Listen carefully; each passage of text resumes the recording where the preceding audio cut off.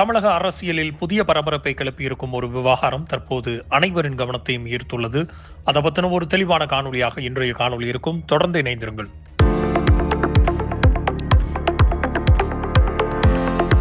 தாவேகா அரசு அமைந்ததிலிருந்து அதன் மீது இருக்கக்கூடிய ஒரு மிகப்பெரிய ஒரு குற்றச்சாட்டு குதிரை பேரம் நடத்த முயற்சி செய்கிறது என்ற குற்றச்சாட்டு தான்.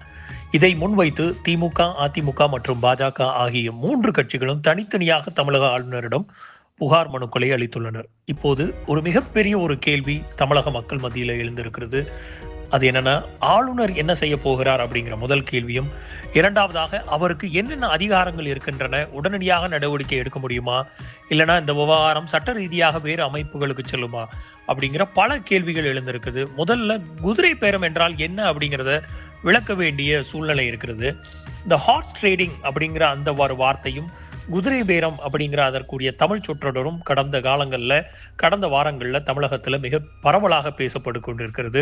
அப்போ இதற்கு முதல்ல அரசியலில் மிகவும் கடுமையான ஒரு குற்றச்சாட்டு இது. ஒரு அரசியல் கட்சியினுடைய எம்எல்ஏ, எம்பி அல்லது நிர்வாகிகளை பணம் இல்லைனா பதவி இல்லை வேறு சலுகைகளை காட்டி தங்கள் பக்கம் இழுக்க முயற்சிப்பதையே பொதுவாக குதிரை பேரம் என்று குறிப்பிடுகின்றனர். அப்போ இந்த குற்றச்சாட்டு இந்திய அரசியலில் பல முறை எழுந்திருக்கிறது. ஆனால் ஒரு குற்றச்சாட்டு மட்டுமே அதற்கு போதாது, அதை நிரூபிக்க ஆதாரங்களும் தேவை.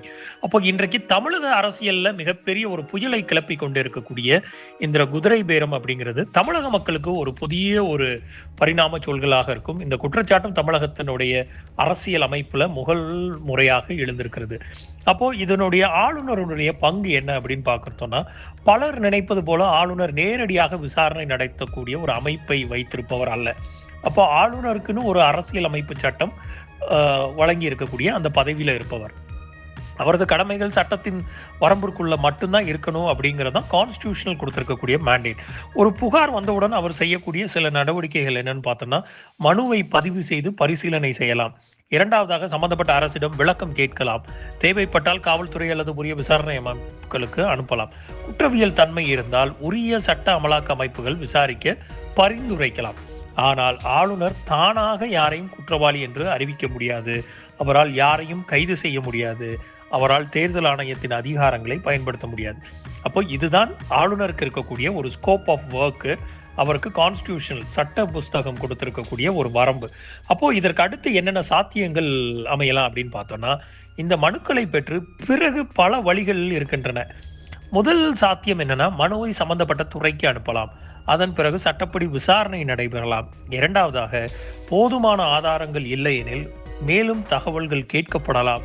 மூன்றாவதாக, குற்றவியல் ஆதாரங்கள் இருந்தால், குற்றவியல் ஆதாரங்கள் கூடிய பிரைம ஃபேசி எவிடன்ஸ் இருக்கும் பட்சத்தில் காவல்துறை அல்லது உரிய விசாரணை அமைப்புகளினுடைய விசாரணை தொடங்க அனுமதிக்கலாம்.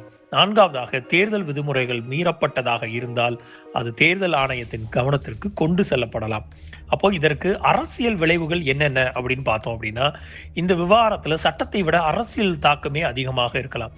திமுக இதை ஒரு பெரிய அரசியல் ஒழுக்கம் தொடர்பான விவகாரமாக முன்வைக்கிறது. அதிமுக இதை ஜனநாயகத்திற்கு எதிரான செயலாக கூறுகிறது. ஏனென்றால் அதிமுகவினுடைய 25 எம்எல்ஏக்களில் இன்றைக்கு கிட்டத்தட்ட 5 எம்எல்ஏக்களை அவர்களை ராஜினாமா செய்ய வைத்து தாவேகாவில் இணைத்துள்ளனர் அப்படிங்கிற அந்த ஒரு முகாந்திரம் இருக்கிறது. அடுத்தபடியாக, தாவேகாவிற்கு செல்ல துணிந்த எம்எல்ஏக்களை தாட்டிலும் 25 அதிமுக எம்எல்ஏக்கள் வாக்களிக்கக்கூடிய அந்த நேரத்தில் சட்டமன்றத்தில் தாவேகாவுக்கு ஆதரவாக வாக்களித்தார்கள் அப்படிங்கிற அந்த ஒரு புகார் எழுந்தது. அதற்கப்புறம் மன்னிப்பு கடிதத்தை எழுதி கொடுத்து பல பேர் திருப்பி அதிமுகவிற்குள் வந்தனர். இன்னும் சி.வி. சண்முகம் அந்த மன்னிப்பு கடிதத்தையும் எழுதி கொடுக்காமல் ராஜினாமாவும் செய்து தாவேகாவில் இணையாமல் இருந்து கொண்டிருக்கிறார். அப்படிங்கிற பட்சத்தில் சபாநாயகருக்கும் இந்த இடத்துல மிகப்பெரிய ஒரு பொறுப்பு அமைந்திருக்கிறது. அதை சபாநாயகர் எவ்வாறு கையாள போகிறார் அப்படிங்கிறதையும் இங்க பார்க்க வேண்டியிருக்கிறது. மூன்றாவதாக, பாஜகவும் தனது புகாரை ஆளுநரிடம் அளித்துள்ளது. இதனால் தாவேகா மீது அரசியல் அழுத்தம் அதிகரிக்கலாம் அப்படிங்கிற அந்த ஒரு பார்வை இதுல மிக முக்கியமாக எழுப்பப்படக்கூடியது. அதே நேரத்தில் தாவேகா இந்த குற்றச்சாட்டுகளை முழுமையாக மறுத்து கொண்டிருக்கிறது. அந்த மறுப்பும் அரசியல் விவாதமாக தொடர்ந்து கொண்டே இருக்கிறது. இறுதியில் எந்த குற்றச்சாட்டாக இருந்தாலும் அதுக்கு ஆதாரங்கள் மற்றும் சட்ட ரீதியான விசாரணையின் அடிப்படையில் தான் முடிவுக்கு வர வேண்டும் அப்படிங்கிறது இங்கே நிதர்சனமான உண்மை. இந்த விவகாரத்தில் ஆளுநரிடம் மனு கொடுக்கப்பட்டிருக்கிறது ஒரு முக்கிய அரசியல் நிகழ்வு. ஆனால் மனு கொடுக்கப்பட்டதாலேயே யாரும் குற்றவாளி ஆகிவிட மாட்டார்கள் அப்படிங்கிறது தாவேகா வைக்கக்கூடிய வாதம். இதில் அமமுகவினுடைய திரு எஸ் காமராஜ் அவர்களை காரில் வைத்துக்கொண்டே அவரிடம் அந்த ஆதரவு கடிதத்தை வாங்கி அது மிரட்டப்பட்டு வாங்கப்பட்டதாக அமமுகவினுடைய தலைவர் திரு டிடிவி தினகரன் அவர்கள் தனியாக ஆளுநரிடம் ஒரு மனுவை அன்றைக்கு அளித்திருந்தார். இப்படி பல்வேறு காலகட்டங்களில் தாவேகா மேல ஒரு புகார் எழுந்து கொண்டே இருக்கிறது. திரு மதிமுகவினுடைய பொதுச் செயலாளர் திரு வைகோ அவர்கள் தங்களிடம் முதலமைச்சர் விஜய் அவர்கள் 2 பேரையும் ராஜினாமா செய்ய சொல்லுங்கள், திமுகவினுடைய டிக்கெட்டில் வின் பண்ண 2 பேரையும் ராஜினாமா செய்ய சொல்லுங்கள், நான் அவர்களுக்காக வாக்கு சேகரிக்க வருகிறேன் என்று சொன்னதாக பிரஸ் மீட்ல சொன்னதும் இங்க ரெக்கார்டாக இருக்கிறது. திருப்பி எம்ஆர் விஜயபாஸ்கர் அவர்கள் இன்றைக்கு அதிமுகவில் இருந்து விலகி கரூர் சேர்ந்த எம்ஆர் விஜயபாஸ்கர் இன்றைக்கு தாவேகாவில் இணைந்திருக்கிறார். அவரிடமும் தாவேகா தன்னை அணுகியதாகவும் அதற்கப்புறம் தான் நான் ஜாயின் பண்ணதாகவும் அவரும் பிரஸ் மீட்டில் சொல்லியிருக்கிறார்.